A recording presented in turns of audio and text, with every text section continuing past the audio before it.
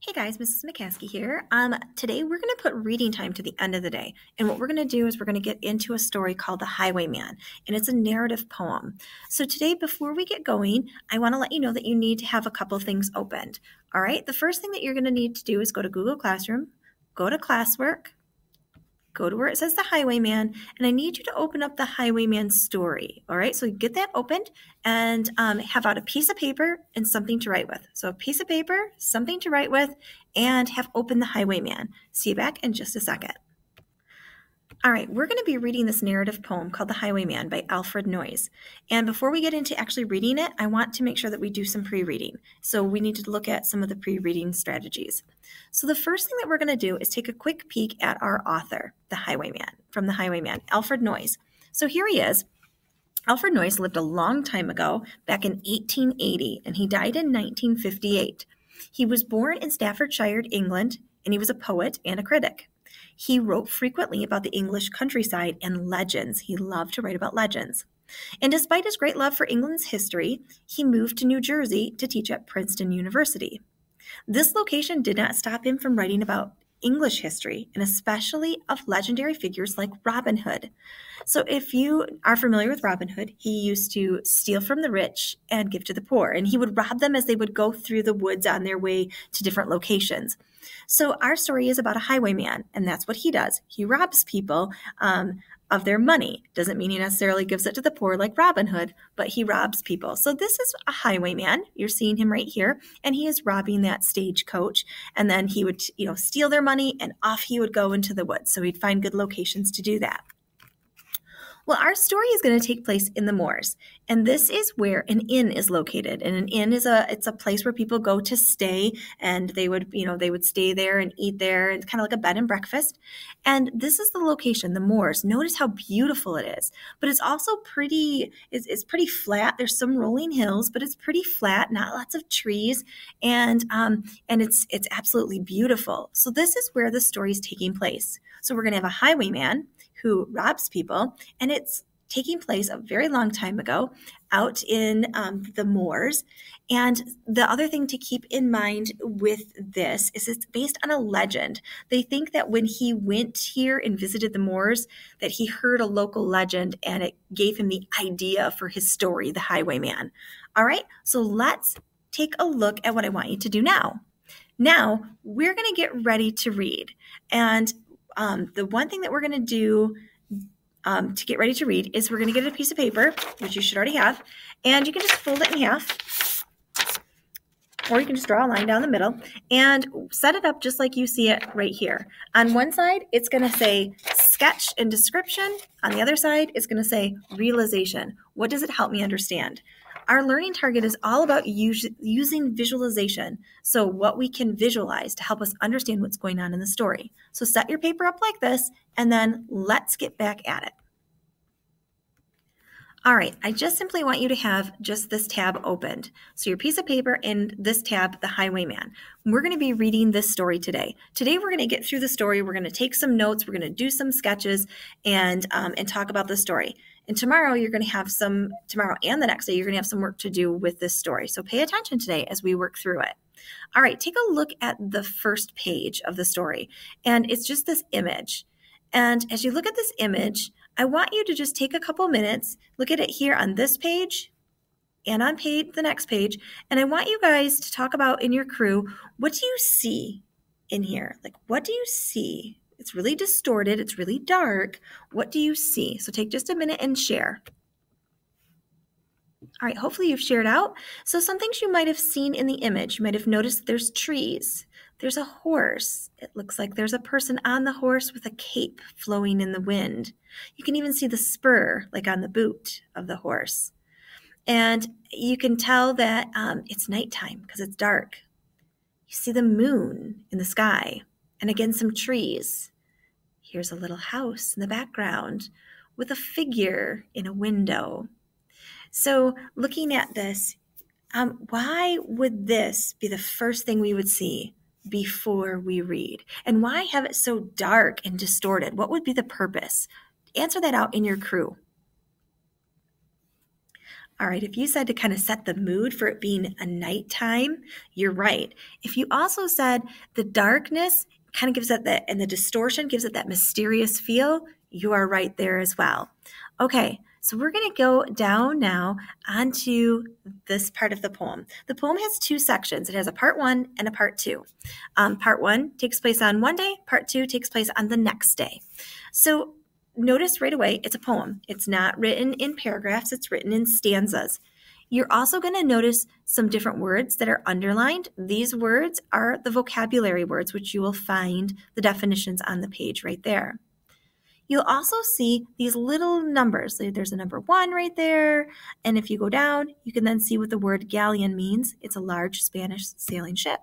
So as we go through, I might stop from time to time just to explain what's going on and also to just, say, oh, make sure you see what this means, because this was written a long time ago. It's not necessarily something that we all are familiar with all this language. All right, let's get into our story. At this point in time, you've got this paper in front of you, something to write with, and the story. Here we go. Part 1 of The Highwayman. Remembering, this is probably Alfred Noyes probably heard about a legend, and it inspired him to write the story when he was visiting the moors. The wind was a torrent of darkness among the gusty trees. The moon was a ghostly galleon tossed upon the cloudy seas. The road was a ribbon of moonlight over the purple moor, and the highwayman came riding, riding, riding. The highwayman came riding up to the old inn door. He had a French cocked hat on his forehead and a bunch of lace at his chin, a coat of claret velvet and breeches of brown doe skin. They fitted with never a wrinkle, his boots were up to the thigh, and he rode with a jeweled twinkle, his pistol butts a twinkle, his rapier hilt a twinkle, under the jeweled sky.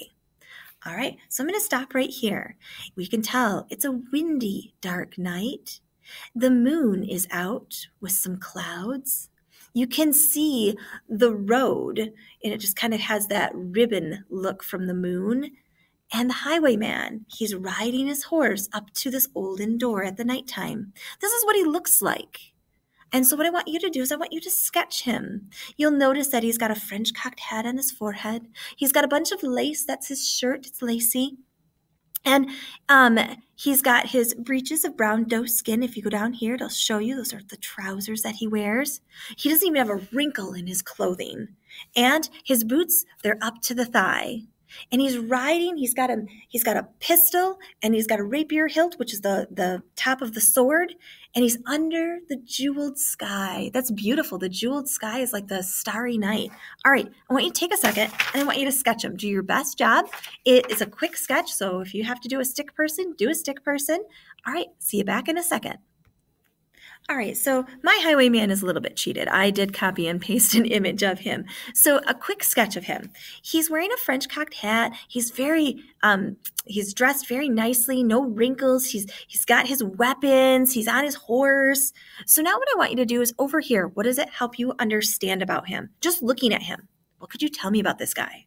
Well, instantly when I look at him and the way he's dressed, he's rich for sure. He also cares about his appearance. And something else, he's got some weapons. That makes him look very dangerous. He's out riding at night. And that's kind of mysterious. And he seems to really care about how he looks. And he looks very handsome, very dashing. So all of those things you want to put under the what does it help me understand? So as I look at him, these are all the things that visualization helps me to understand about him. So go ahead and jot down some of those words, that he's dangerous, that he's rich, that he's handsome, that he's mysterious, he's confident, he doesn't seem scared at all, and he takes really good care of himself. So take a minute and add that in to your drawing right next to it. Okay, let's keep going with the story. So here's this highwayman on his horse. Over the cobbles he clatters and clashed in the dark innyard. He tapped with his whip on the shutters, but all was locked and barred. He whistled a tune to the window, and who should be waiting there but the landlord's black-eyed daughter, Bess, the landlord's daughter, plaiting a dark red love knot into her long black hair. So he rides up to this inn, he taps on the window, he whistles a little tune, and who opens up the shutters but Bess? So you can see right here that these two have a secret relationship. And she's plaiting. Plaiting, if you look down below, means braiding a red love knot to show that she's in love with someone. Well, let's see what happens. So he's come up there, she's opened it up, and now we're about to meet your next character that you're going to sketch. And in the dark old innyard, a stable wicket creaked, where Tim, the ostler, listened. His face was white and peaked. His eyes were hollows of madness, his hair like moldy hay. But he loved the landlord's daughter, the landlord's red-lipped daughter. All right, I want you to sketch Tim. If you look, Tim is an ostler. So down here, an ostler, that's the person who takes care of the horses at an inn or a stable. So he's the guy who's shoveling the horse poop. He's the guy who's putting the horses away for the night and giving them their food. So look at him. His face is white and peaked. His eyes are hollows of madness. His hair is like moldy hay. And he loves Bess, the landlord's daughter. So I want you to sketch him real quick on your paper. Just sketch Tim right here. All right, and after you sketch him, what can you tell me about him? Based on what he looks like, based on what he's doing, what can you tell me about him? So just take a couple minutes, pause, and do that. Okay, you should have sketched Tim, and then based on what he looks like and what he's doing and what you're seeing with him, what could you tell me about him? So what does it help you understand? Well, it helps me understand that he's poor. He doesn't have a whole lot of money. He's in there taking care of the horses. He's not very confident. He's cowering and he's listening and he's nosy. He wants to know what's going on, but he's not making his presence known. And he loves the landlord's daughter, and he's got these eyes that have hollows of madness. So it's almost like he's got that jealous madness going on in him. And he's definitely not dangerous. He's not intimidating at all as he's kind of hiding in there with the horses and the horse poop, right? So these are the things that it helps me realize. Let's keep going with our story. So set your drawing down and let's keep going with our story. Dumb as a dog, he listened, and he heard the robbers say, remember the robbers, the highwayman, "One kiss, my bonny sweetheart, I'm after a prize tonight. But I shall be back with the yellow gold before the morning light. Yet if they press me sharply and harry me through the day, then look for me by the moonlight, watch for me by the moonlight. I'll come to thee by the moonlight, though hell should bar the way." He rose upright in the stirrups, he scarce could reach her hand, but she loosened her hair in the casement. His face burnt like a brand, as the black cascade of perfume came tumbling over his breast, and he kissed its waves in the moonlight, oh, sweet black waves in the moonlight. Then he tugged at his rein in the moonlight and galloped away to the west. So if you look right here, the highwayman tells Bess he's after a prize tonight. He's going to go get that gold. And he tells her, I'm going to be back tomorrow. But if you don't see me, it's because they're chasing him. And watch for him, because he's going to come back. Nothing's going to keep him from Bess. And he goes to leave. And when he goes to leave, she's way up there in that window, in that casement. That's the window. And he can't reach her. So she loosens her hair out of the braid and lets it down out of the window. And because he can't reach her, he takes her hair, he kisses her hair, and off he rides to go and get his prize and to rob whomever it is to get that gold tonight. And that ends part 1. Take a quick prediction in your crew. What's going to happen in part 2? All right, we're back. We're ready for part 2. Part 2. It's the next day. He did not come in the dawning. He did not come at noon.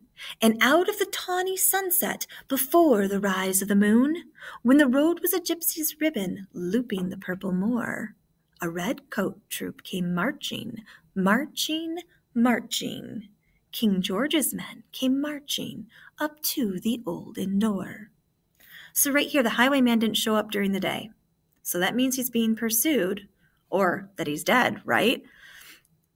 But now here comes a redcoat troop. If you look down here, it tells you King George's men. These are the soldiers that are serving King George of England. They came to the inn where Bess is. Let's continue on. These men, they said no word to the landlord. They drank his ale instead. But they gagged his daughter and bound her to the foot of her narrow bed. Two of them knelt at her casement, that's her window, with muskets at their side. There was death at every window and hell at one dark window. For Bess could see through her casement the road that he would ride. They tied her up to attention with many a sniggering jest. And if you look at sniggering jest down here, you'll see that they're laughing. They had bound a musket beside her with the muzzle beneath her breast. Now keep good watch. And they kissed her. She heard the doomed men say, look for me by the moonlight. Watch for me by the moonlight. I'll come to thee by the moonlight, though hell should bar the way. So these redcoats just showed up. And they are being horrible. So right now, on your paper, I want you to sketch the redcoats, or I want you to sketch an action of the redcoats, like what they're doing. So sketch those redcoats, those soldiers that just showed up, and then tell me, what does it help you realize or understand? What's going on in the story? Tell me more about these guys. So take a minute, sketch these redcoats, or sketch what they're doing. Maybe you're going to sketch Bess tied up with a gun pointed at her and she's looking out the window. So go ahead and sketch and then write. Okay, some of you have an amazing sketch. Some of you have a quick little stick person. I found a great image online and put it there. So this is Bess tied up. And what it's showing me about the redcoats, that the redcoats are cruel. They don't care. They're dangerous. And they're above the law. They're selfish. They come in and they don't even talk to the landlord. They start drinking his ale and they tie up his daughter. And they are making her look out the window towards the road that he would ride. Who's he? The highwayman. So obviously something else that helps me understand. The highwayman is not dead. They're waiting for him. Another thing that it helps me to understand is right here in this line. When they're talking to her, they're saying something I've heard before. Look for me by the moonlight. Watch for me by the moonlight. Who said that before? The highwayman. Who sent these redcoats to the inn? Who brought these redcoats to the inn? If you figured it out, it was Tim. Tim snitched. And why would he do that? Because he's jealous. He wants Bess for himself. Well, let's see what happens in Tim's little ultimate plan here, right? Here's Bess. She's tied up. She's looking out the window, watching down the road in which the highwayman, the man she loves, is going to ride. She twisted her hands behind her, but all the knots held good. She writhed her hands till her fingers were wet with sweat or blood. They stretched and strained in the darkness, and the hours crawled by like years, till now on the stroke of midnight, cold on the stroke of midnight, the tip of one finger touched it. The trigger, at least, was hers. The tip of one finger touched it. She strove no more for the rest. Up, she stood up to attention with the muzzle beneath her breast. She would not risk their hearing. She would not strive again. For the road lay bare in the moonlight, blank and bare in the moonlight, and the blood of her veins in the moonlight throbbed to her love's refrain. Talat, talat, talat. Had they heard it? The horse hooves ringing clear. Talat, talat, talat, talat. In the distance, were they deaf that they did not hear? Down the ribbon of moonlight, over the brow of the hill, the highwayman came riding, riding, riding. The redcoats looked to their priming. She stood up, straight and still. If you look at priming, that's down here telling you it's the explosive that they use to their guns, so they're getting their guns ready. Talat, talat, in the frosty silence. Talat, talat, in the echoing night. Nearer he came, and nearer. Her face was like a light. Her eyes grew wide for a moment. She drew one last deep breath. Then her finger moved in the moonlight. Her musket shattered the moonlight, shattered her breast in the moonlight, and warned him with her death. What did she just do? And why did she do it? Share out in your crew, and then we'll get back at it. All right, if you said that she shot herself to warn him off so that he wouldn't be killed, you were correct. She didn't want to see him get killed, and she didn't want him to get killed, so she warned him, and the only way to do that was to shoot that gun and warn him. He turned. He spurred to the west. He did not know who stood bowed with her head over the musket, drenched with her own blood. Not till the dawn that he heard it, and his face, it grew gray to hear how Bess, the landlord's daughter, the landlord's black-eyed daughter, had watched for her love in the moonlight and died in darkness there. Back he spurred like a madman, shouting a curse to the sky, with the white road smoking behind him and his rapier brandished high. Blood red were his spurs in the golden noon, wine red was his velvet coat, when they shot him down on the highway, down like a dog on the highway, and he lay in his blood on the highway with a bunch of lace at his throat. So what did he just do? He just got on his horse, raced back towards that inn, put his sword in the air, and shouted and yelled, and he was shot down dead by the redcoats. Now, why would he do that? Take a minute and discuss it in your crew. Okay, you may have talked about the fact that he did that because he wanted revenge. He did that so they would shoot him down so that he could be with Bess. Let's look at the end of the poem, and I want you to notice something. This is the last two stanzas of the poem. I want you to notice that they're in italics. Let's see if you get what happens at the end of this story. And still of a winter's night, they say, when the wind is in the trees, when the moon is a ghostly galleon tossed upon the cloudy seas, when the road is a ribbon of moonlight over the purple moor, a highwayman comes riding, riding, riding. A highwayman comes riding up to the olden door. Over the cobbles he clatters and clangs in the dark innyard. He taps with his whip on the shutters, but all is locked and barred. He whistles a tune to the window, and who should be waiting there but the landlord's black-eyed daughter, Bess, the landlord's daughter, plaiting a dark red love knot into her long black hair. Talk it over in your crew. What happened at the end? Megan? All right, hopefully you guys came up with some great responses. And the correct one is, they're ghosts. They're together in the afterlife. Their love is undying. And on those nights, they meet back together as ghosts. All right, tomorrow and the next day, you've got some work to do with this poem. Have a great day.